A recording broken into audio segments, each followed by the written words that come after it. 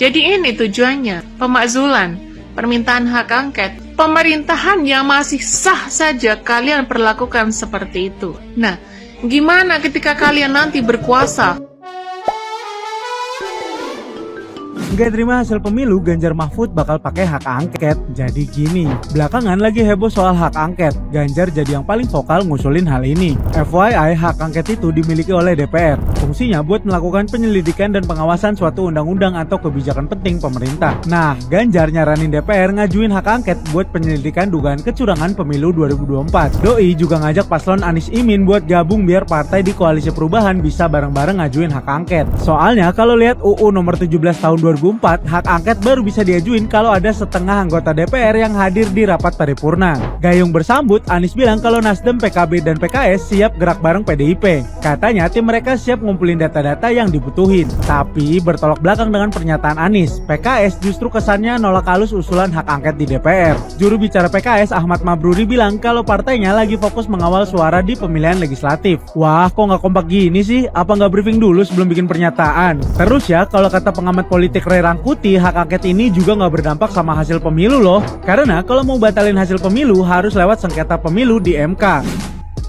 Wow, baru tadi pagi saya bicara mengenai hak angket yang butuh segera dilakukan oleh anggota DPR untuk menggunakan haknya, itu hak angket, untuk kemudian mempertanyakan kebijakan-kebijakan yang kurang logis menurut saya yang dilakukan oleh Jokowi. Seperti pemberian bansos yang dilakukan secara tiba-tiba.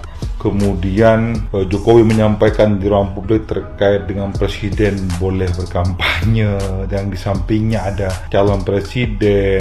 Belum lagi Pak Jokowi di masa kampanye, di mana Pak Prabowo menjadi salah satu capresnya. Beliau kemudian bertemu berdua, bahkan makan berdua. Apakah itu bukan perbuatan tercela? Nah, ini bagus nih. Apalagi kemudian Pak Anies juga menyampaikan bahwa koalisi perubahan siap kemudian mendukung apabila kemudian hak angket itu benar-benar diajukan di parlemen atau di DPR. Kita tunggu episode selanjutnya. Apakah Pak Jokowi mampu bertahan dari kemudian langkah-langkah yang akan diambil oleh para partai politik yang ada di DPR terkait dengan hak angket tentang pemakzulan seorang presiden karena dianggap melakukan perbuatan tercela. Bahkan bisa jadi mungkin melanggar undang-undang.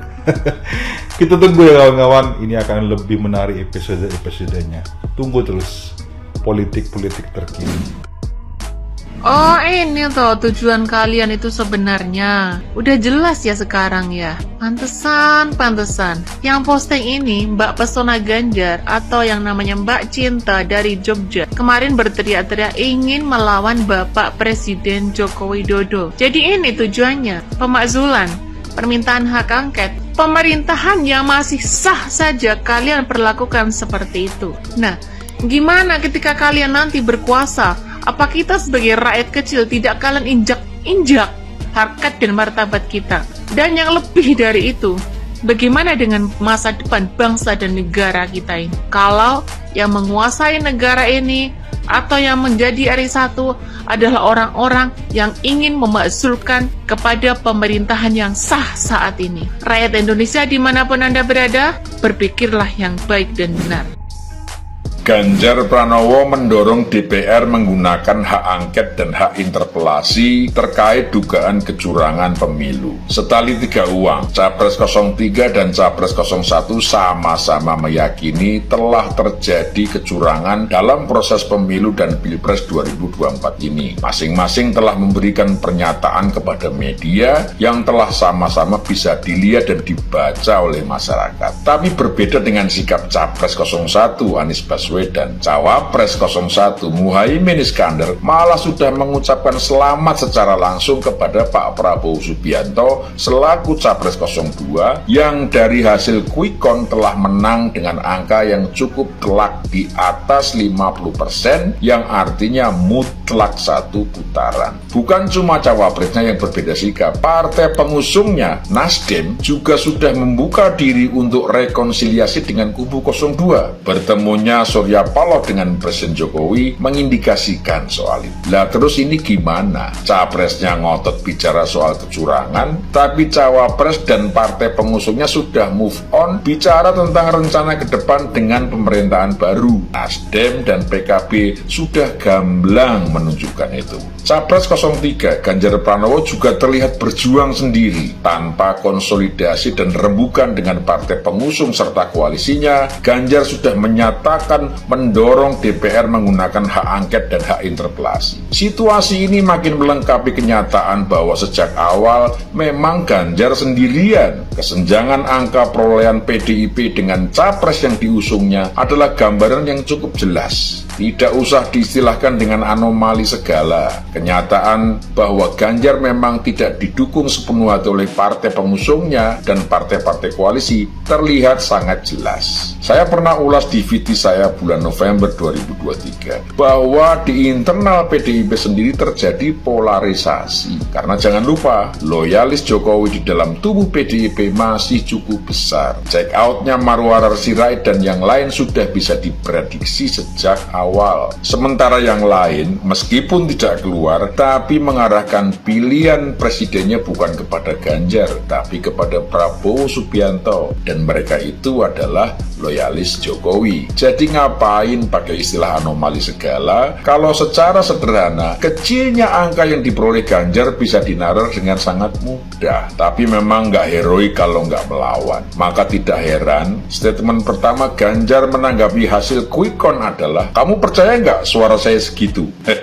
Sebuah pertanyaan yang bernada meragukan, tapi justru bisa direspon dengan satu kepastian, masyarakat percaya. Jadi nggak usah heran kenapa kampanye yang datang banyak, tapi kok yang nyoblos sedikit. Nggak usah juga bilang kalau yang datang itu demit semua. Berkacalah pada kenyataan di Banyuwangi dan tempat-tempat lainnya, bahwa kampanye Capres 03 ini isinya mayoritas pendukung Capres 02. Buat mereka, kampanye itu cuma gimmick dan acara buat kumpul-kumpul. Syukur-syukur ada goodie bag dan dapat duit, kan asik. Tapi soal nyoblos, ya Prabowo. Di VT saya yang lama sebelum kampanye, saya juga sudah menyoroti kinerja dan strategi tim sukses 03 yang sistemnya tidak padu dan banyak overlapping. Saya sudah sampaikan dengan cara seperti itu akan bermuara pada kegagalan dan akhirnya terbukti. Jadi tidak usah ditanya lagi dan tidak usah diherani lagi kenapa Ganjar kalah dengan angka yang sangat kecil. Capresnya tidak kredibel di mata rakyat, tim suksesnya nggak kompak, partainya setengah hati, titik. Sekarang Ganjar Pranowo menyikapi semua itu dengan tetap menuntut pembuktian bahwa pemilu dan pilpres ini curang dengan mendorong DPR menggunakan hak angket dan hak interpelasi. Pertanyaannya, memangnya Ganjar itu siapa? Kandidat presiden itu warga negara biasa, tapi melalui kelembagaan dengan partai pendukung dan koalisi, statusnya bisa lebih legitimate. Jadi saran saya, majulah ke DPR secara bersama-sama. Jangan membuat pernyataan sendiri seolah menjadi warga negara istimewa. Apa karena ketua DPR-nya Puan Maharani? Kalau kita mau lihat dari sudut personal, memangnya Mbak Puan mau mendukung kemauan Ganjar? Wong sejak awal PDIP sudah setengah hati begitu. Mungkin dalam hati Mbak Puan malah batin, kalau tahu cuma 17%, mending gue aja yang maju deh. Pendek kata, jualan Ganjar ternyata tidak cuan buat PDIP. Sekali lagi ini membuktikan pernyataan Budiman Sujatmiko tempo hari benar. Megawati salah memilih Ganjar Pranowo. Megawati terbawa perasaan karena merasa didikte sama Presiden Jokowi. Ide memasangkan Ganjar Pranowo sebagai cawapresnya Prabowo Subianto dianggap menghina dan ditolak mentah-mentah. Emosi ini yang mendorong Megawati malah kemudian memastikan Ganjar sebagai capres dari PDIP. Keputusan karena emosi memang selalu menghasilkan langkah yang tidak cermat dan sembrono. Tawaran Jokowi mental karena superioritas Megawati dan akhirnya beginilah yang terjadi. Padahal kalau mau berhitung lebih teliti, saya yakin tahun 2029 Ganjar punya kesempatan untuk naik jadi presiden setelah Prabowo Subianto. Tapi ya sudahlah, tawaran cerdas ini sudah ditolak mentah-mentah. Yang jelas, saya ingin mengajak teman-teman warga negara Indonesia kerja yang baik untuk tidak perlu terpancing dengan segala perkembangan yang ada. Mari kita berpikir sederhana dan mudah saja. Kita sudah menjalankan kewajiban dengan memberikan suara kita. Biarkan lembaga yang berwenang memprosesnya hingga paripurna, mengumumkan presiden terpilih, dilantik, dan menjalankan kewajibannya. Sudah, itu saja. Kalau ada yang tidak terima, ya biar diurus melalui mekanisme yang ada. Mau protes boleh, silahkan bawa bukti yang memadai dan lakukan proses itu sesuai aturan. Jangan teriak-teriak tidak terima, tapi tidak percaya sama lembaga yang mengurusnya. Lah terus mau diurus lewat mana? Yakin benar boleh, yakin menang juga boleh. Tapi kalau cuma yakin dan tidak rasional, itu halu namanya. Sama seperti anak kecil yang sedang bermain dengan sendal jepit. Dia yakin sendal jepit itu adalah kapal perang. Imajinasi seperti itu keren. Tapi kalau acara mainnya sudah selesai dan disuruh mandi, ya harus kembali sadar bahwa kapal perang itu cuma sendal jepit. Pakailah dan segera pergi ke kamar mandi. Demikian uraian saya, semoga bermanfaat.